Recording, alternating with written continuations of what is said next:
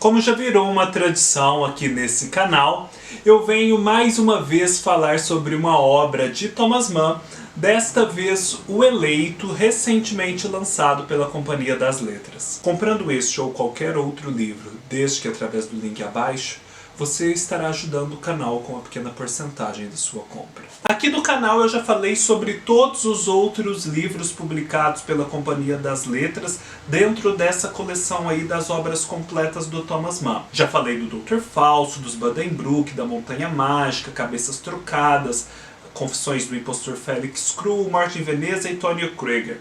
Faltava então falar sobre O Eleito, que foi lançado em 2018. Infelizmente, em 2019, a Companhia das Letras não publicou nenhum outro livro do Thomas Mann, de modo que eu espero que agora, em 2020, algo saia. Seja a coletânea de contos que tinha sido anunciada, seja o primeiro volume da tetralogia José e seus irmãos, seja ainda qualquer outro livro que ainda falta ser republicado no Brasil. O Eleito é um livro em que o Thomas Mann demonstra mais uma vez a sua maestria enquanto escritor, capaz de escrever dos mais variados modos, sob as mais variadas perspectivas e recortes, todos eles excelentes. Aqui o Thomas Mann vai recriar um pouco o motivo do Édipo Rei, que é o motivo do incesto. Porém, ele o faz de um modo muito diferente, porque, diferentemente do Édipo de Sófocles, aqui o Thomas Mann não vai tratar o incesto, ao menos a princípio, como uma questão de crise do conhecimento, ou seja, um engano decorrente da falta de conhecimento dos fatos dos envolvidos, mas sim como resultado de uma ação deliberada de dois irmãos. E quem são esses dois irmãos? O livro se passa na Idade Média e nesse período, numa cidade que a gente pode localizar na Bélgica, havia um casal de reis que esperavam há bastante tempo produzir um descendente, mas não conseguiam. Faziam, se esforçavam, esperavam, o reino todo ansiava por aquilo, mas o descendente não vinha. Até que, depois de muitas orações e de pedirem todos muito a Deus por essa graça, a graça veio e veio em abundância, porque o casal teve então um par de gêmeos, um menino e uma menina, Vilígues e Sibila. Vilígues, naturalmente, sucederia seu pai no trono. Porém, essa grande alegria do nascimento foi desde o começo maculada pela morte da mãe das crianças, que não sobreviveu ao parto. O pai então os criou sozinho, devotando a eles todos os cuidados, mas sendo de sua predileção sempre o cuidado da menina Sibila, que era a menina dos seus olhos. Sibila e Vilígues, não obstante essa diferença de tratamento dos pais, não tinham nenhum estranhamento, muito pelo contrário.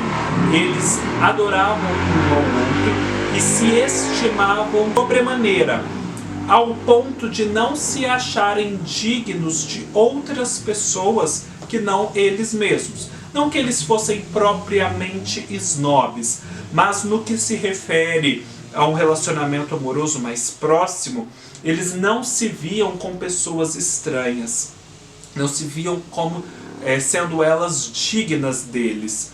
De modo que quando o pai falece e eles finalmente vão assumir o reino, na pessoa de Vilígues principalmente, na noite mesmo da morte, eles se deitam num ato de incesto e se relacionam entre si. Eles não veem maldade nisso, e assim, o modo como o Thomas Mann conta essa história faz com que o escândalo do incesto não soe tão abominável para nós. Não que ele naturalize e justifique o incesto, como vocês verão adiante na narrativa. Mas ele conta esse livro emulando os estilos da Idade Média. Então, tem aqui aquela ingenuidade dos contos de fada, em que tanto os vícios quanto as virtudes são muito puros. Há aqui também o elemento de fantástico do reconto da vida dos santos, que é muito bem exemplificado nas histórias contidas na Legenda Áurea. De modo assim, que isso acontece e depois acontece um fato decorrente dele, que já poderíamos prever, que é a geração de uma criança. É só quando Sibila se descobre grávida que eles finalmente atentam para o escândalo do que acontecia. Talvez nem tanto para o escândalo do incesto propriamente dito, mas para o escândalo e abominação de haver uma criança fruto de incesto. Eles resolvem então agir da seguinte forma: o incesto não pode ser revelado, obviamente, então eles se fiam num cortesão que ajudara muito Vilíquis quando de sua formação, era muito fiel. E esse cortesão então leva Sibila para o seu castelo, a sua residência, enfim. Lá há uma sua esposa que é muito boa, e ela fica incógnita nesse castelo sob os cuidados dessa esposa até que a criança nasça. Enquanto isso, Vilíquis apenas anuncia ao povo que, por conta de um grande pecado genericamente referido, terá que fazer uma peregrinação expiatória à Terra Santa. E por conta disso, deixará a regência do reino nas mãos daquele cortesão que está cuidando da Sibila. Então, o Vilíquis parte nessa jornada, que todos já antecipam será muito perigosa, porque essas peregrinações eram muito perigosas à época, e a Sibila finalmente tem a criança incógnita no castelo do cortesão. Não é possível manter aquela criança no reino. Não é possível apresentá-la, muito menos, como filho de Sibila, porque agora é Sibila quem deverá reger. Então o que eles fazem? Eles não sabem se Deus admite que uma criança, fruto de um pecado tão terrível, possa sobreviver, possa viver e pisar o chão deste mundo. Então eles decidem confiar à providência divina o destino dessa criança. E isto da seguinte maneira: eles pegam, colocam-na num barril. Nesse barril eles colocam uma tabuleta onde se conta a história da criança, mas não exatamente quem são seus pais, apenas a sua origem hedionda. Lá também há tecidos muito finos que demonstram a origem nobre da criança, e também ouro suficiente para custear-lhe o sustento ao longo dos anos. E eles pegam então, colocam uma criança nesse barril com esses objetos e lançam o barril ao mar. Ali naquela região do Mar do Norte ou do Canal da Mancha, não dá para entender muito bem. E assim eles esperam. Se a criança for tragada pelas águas do mar, significa que é o destino que Deus lhe reservou e que essa é sua vontade. Se, ao contrário, a criança for encontrada por alguém, esse alguém disporá de meios para cuidar dela, então representará a vontade de Deus essa descoberta e essa sobrevivência. Isso, óbvio, lembra muito o episódio de Moisés, que é lançado às águas do rio e é descoberto então pela filha do faraó e criado junto à realeza ali no êxodo da Bíblia. São muitas, óbvio, as referências de Thomas Mann aqui, não só esta ao êxodo. Ele também vai falar muito sobre a vida de santos que era conhecida na Idade Média, principalmente pela Legenda Áurea, e recontá-las, sim, fazer um pastiche delas na pessoa dessa criança que, como vocês podem imaginar, sobrevive. E sobrevive até o ponto de se tornar o grande Papa Gregório aqui da capa.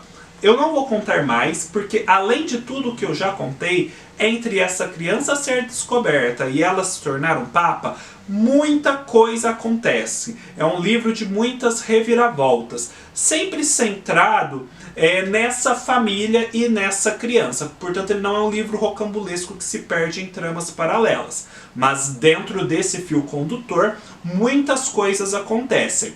E ele vai falar principalmente de uma grande culpa, no caso o incesto, que não será reduzido só a esse primeiro incesto voluntário, e de uma grande redenção, de modo que a grandeza da culpa servirá para realçar a grandeza da misericórdia divina que a perdoa. Aqui o Thomas Mann se vale de uma linguagem que é belíssima e que é muito adequada ao tema medieval. Eu, inclusive, já fiz um texto bem completo para o blog a respeito deste livro, e lá eu fiz a comparação com aquelas tapeçarias medievais, com as suas cores, os seus personagens e toda a dinâmica tranquila que parece haver ali naquela sociedade representada. Toda aquela quietude, as virtudes, os vícios muito puros, aquela ingenuidade dos contos de fada. E neste livro, que é contado por um narrador monge, que é bem interessante, que inclusive faz intervenções metalinguísticas ao longo da narrativa, é como se ele estivesse urdindo aquela tapeçaria em nossa frente. A narrativa como um todo parece uma grande tapeçaria medieval, na sua força, nas suas cores, na sua dinâmica. Então, é um estilo que a gente só pode imaginar empregado a motivos medievais. Ele não seria adequado, por exemplo, para tratar de uma história moderna, pelo menos eu penso que não. Então há uma grande afinidade entre conteúdo e forma aqui em O Eleito. O tema da culpa e da redenção aqui, ele não é explorado só nesse sentido de grandeza de culpa e grandeza de redenção, mas ele estabelece um diálogo com um passo avante nessa problemática, que é um diálogo com a teologia católica a respeito da feliz culpa, isto é, o pecado de Adão aconteceu e por conta dele, que foi uma falha não prevista, sobreveio a salvação de Cristo, ou desde o princípio o pecado de Adão foi antevisto e foi visto como um meio para se chegar depois à gloriosa salvação de Cristo. Então a culpa de Adão, na verdade, não foi necessária, não foi uma forma de realçar depois a misericórdia divina. Essa é uma discussão, uma especulação teológica muito viva na tradição teológica católica. E esse tema vai aparecer muito aqui. A questão do incesto, como eu disse, é diferente do Édipo, porque ela não decorre da crise de conhecimento.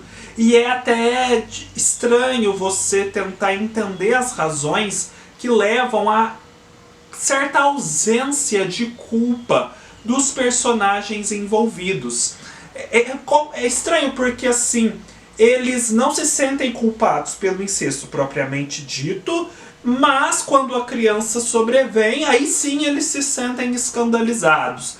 Então, o que eles viam de diferente e menos pecaminoso e errado no incesto, que eles agora veem em maior intensidade na geração dessa criança? Enfim, é um ponto do livro. E depois, finalmente, a gente vai ter um outro incesto, que esse sim vai fazer um paralelo mais forte com o Édipo, porque ele decorre de uma crise de conhecimento. Eu falo dessa questão de crise de conhecimento, pessoal, porque é uma distinção bem conhecida entre a tragédia grega e a tragédia dos tempos modernos, de Shakespeare para frente.